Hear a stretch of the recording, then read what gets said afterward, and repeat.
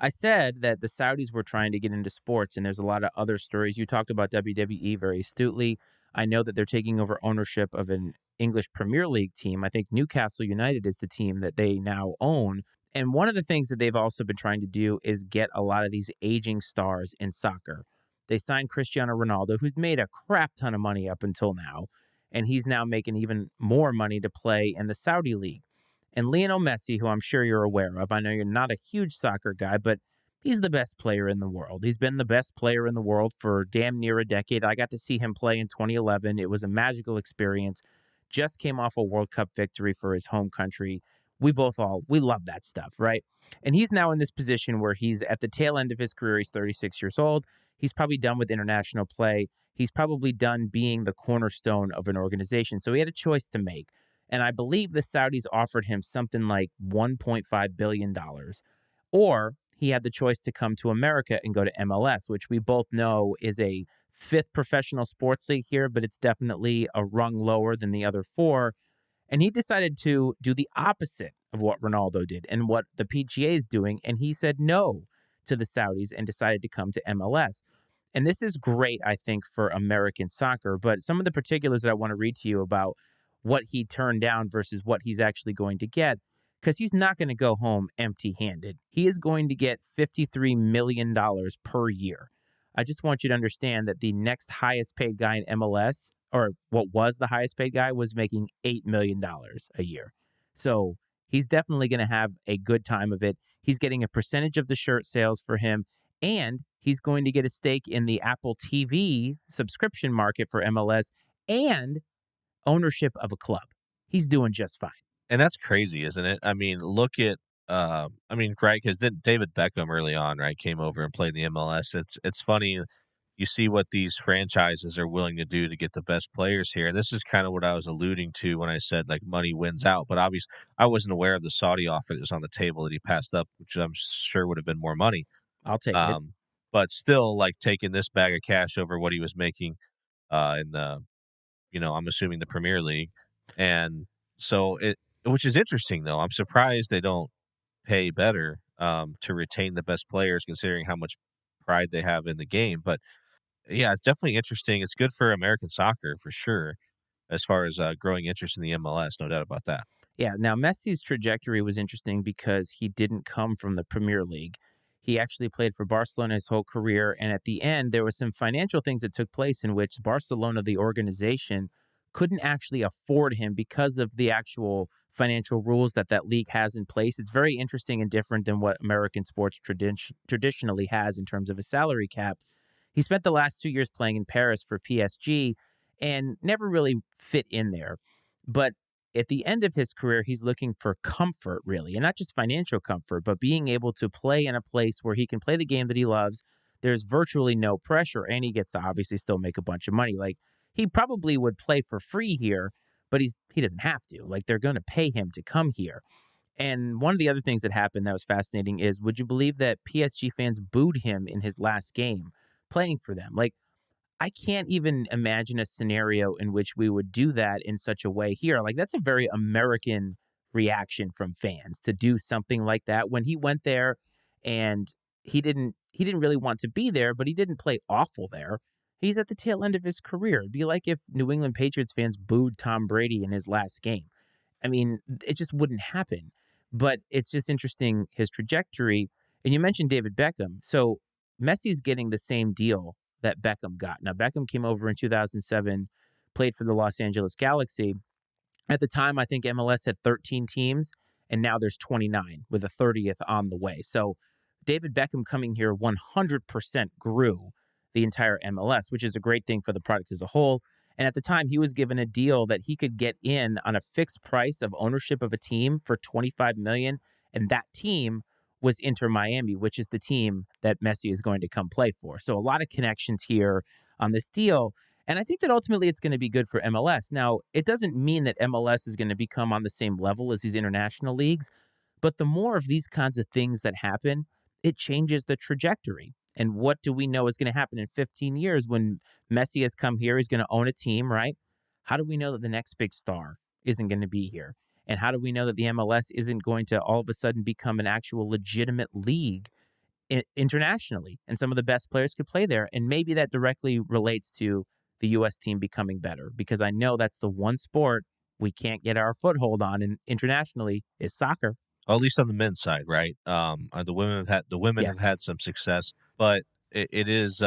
You say that Patriots fans would not have booed Tom Brady if they knew for a fact that he was going to go play for a different team the next year when he played his last game. I think they would have 100% booed him. You think so? I think if it was publicly like signed, sealed, delivered, like this is my last game. Next year I will be playing for a different team. If it was a fact that was publicly known, I think that they would have booed him for sure. Like you said, it was a very American thing, right? For the Paris fans to do that to Messi, and I think part of that is they feel like he's probably selling out. He's taking more money to go play in an inferior league, and I'm sure that just in general in the world of soccer, I'm sure that us as Americans and in our league are probably sort of frowned upon in a lot of ways. One for the quality, and two, just it's not our game. It's never been our game. One thing we have one of the great American traditions is we take what other people do well and we usually screw it up, um, and so in some way. And so I just think that there's just, especially in the world of soccer, I think there's some animosity just for the American game and the fact that he's leaving to come do that, especially being the best soccer player in the world, right? Even if he is on the back end of his career. So I can understand it. I'm not surprised by it. Like I said, I do think that the Pats fans would have booed Brady out of the stadium. Here's the thing about the Messi situation. His contract was expiring at the end of this month. So either way, he was gone. And I think his lack of interest in coming back had to do with the fact that he wanted to be comfortable. And think about this, man. And this might be what ends up happening for a lot of stars now, because there's another guy we're going to talk about in a minute. But if you're Lionel Messi, you've done everything there is to do in this sport. And we just talked about Jokic and how he feels that way probably. But what else does he have to prove? Nothing. So when you come up upon what am I going to do when soccer is not in the cards for me, I have to set myself up and my family up for comfort. And he's not from this country, right? So he's coming here and he's playing in a city that is very welcoming to people of his culture, right? Like it's a Spanish speaking city in Miami. So he's going to be very comfortable there in terms of being able to speak his native language a lot more frequently than he would, say, playing in Denver or something like that. And now he's set himself up for being part of ownership. He can play on this team which there are no expectations, right? When Tom Brady left for Tampa, Tampa Bay 100% went in to try to win a Super Bowl. They did. They met the goal. That's it. Inter Miami really isn't looking for that. He's going to be playing on probably the worst team he's ever played on, but there's no expectations, right? He goes and tries to play for Barcelona again. They're going to want him to be that Messi. They're going to want him to be 10 years ago Messi, and he's not that kind of guy. And so few superstars get to go out on their own terms. And he's getting to go out on his own terms in such a lucrative way, being a part of the ownership process going forward. I think we're going to see more of that. I think you're going to see a guy like LeBron be part of an owner. I mean, he's obviously in ownership groups already for certain things, but afterward, trying to own an NBA franchise. And now Tom Brady is a part owner of the Las Vegas Raiders, which he was always rumored to go to. And so all of this is fascinating. But do you think that this is something that we'll see more of? And do you think that it's good to see players more involved in ownership, and that maybe that will change the trajectory of how we envision or view this owners versus players relationship that has been tumultuous at best since the beginning of pro sports? I think it's good that we're seeing players stick around and get into ownership. One, because what you said, I think maybe it will help improve the continuity between ownership and players. Two, I think that as a fan base, as a whole, the best players, our favorite players, we don't ever want to see them leave, right? We want to see them stay involved in some way, shape, or form. And so for them to become an owner of a team, it's like because there's some sports fans out there that are just a fan of a player, right? There are some fans that are just LeBron fans, and they were Cleveland Cavs fans when he was there. They were Heat fans when he was in Miami. Now they're Lakers fans because he's there. And let's say he gets ownership in God, who knows, the Sacramento Kings, like they'll probably become a Sacramento Kings fan at that point in time, right? So I do think it's a good thing. But here's a question. I'm glad you mentioned LeBron because I had this thought going through my head. How do you think American fans react? What are your thoughts? How would you react if LeBron came out and said, he's obviously at the end of his playing career. At least it seems that way. Arguably the best current player in the world, or at least has been at times. If he were to say, all right, he announces he's going to go play for a professional team in Spain or in China, with a big bag of cash and a piece of ownership and all these other things. How do you think America? I mean, knowing that the basketball league here in the U.S. is the premier league in the world, if you were to leave to go play in an inferior league for more money and some of these ownership opportunities, which he could get that here, so I'll say that before anyone wants to argue, but just live in fantasy land for a minute and say that that's something that were to happen. I think you would see fans react the same way that the folks in Paris did. I think you would have a sect of fans who would react that way. But I think what would end up happening in this country is that more people would be upset that he wasn't able to get into an ownership group here.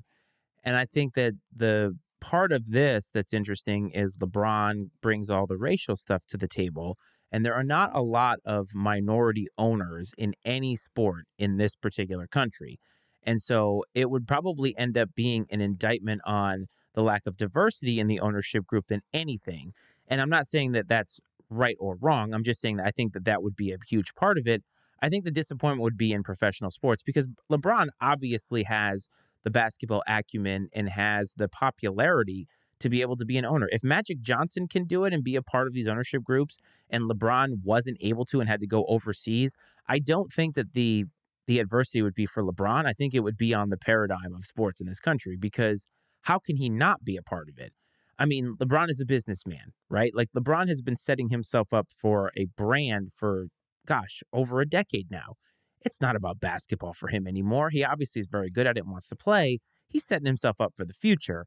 And so I get what your point, though, is that I think that we would probably feel very similar if a guy that was beloved to us didn't stay here and tried to get some type of a deal going somewhere else.